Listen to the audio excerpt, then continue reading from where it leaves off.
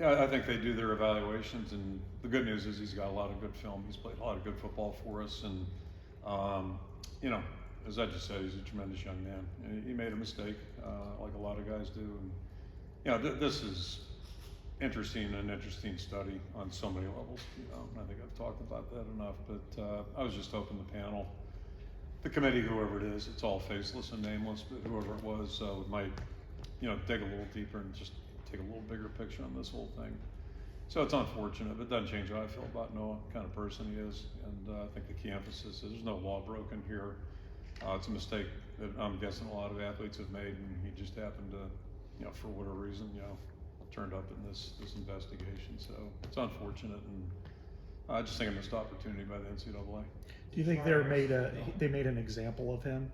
Is that what they?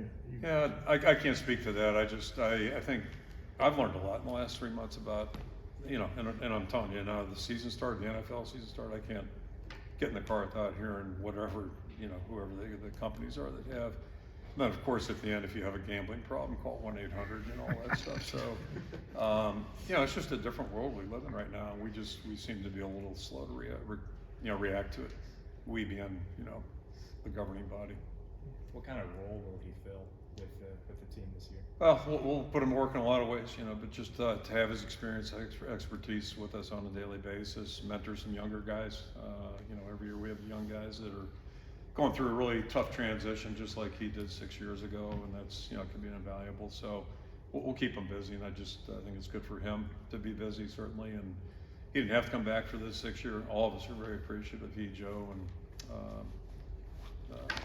brain partner Nico chose to come back. So, you know, it's just unfortunate, really an unfortunate turn of events, but yeah, we'll put him to work, that's for sure. What can you say about just, I mean, what his emotions are? I can't imagine what they would be, but just how is he dealing with it, I guess, at this point? Yeah, I think that's probably the saddest part about this whole thing. And as coaches and as parents, you deal with the humanistic part of things. And you work with these guys as people, and you see all the hardships that they go through, especially student athletes. And nobody's complaining, but it's just, you know, it's not for everybody, you know, what they have to do. Whether it's the football part of things, the academic, the character, all the stuff that the expectations they have. And you know, it's like injuries, you know, when guys work hard and then have an opportunity taken away from them, whether it's an injury or in this case, you know, I think just maybe a severe penalty. It's hard. It's really hard. And, you know, his parents have lived through this with him, and just as of, you know, his teammates and coaching staff, you know, it's too bad. So it's I don't know, devastating is a strong word, but it's a real blow.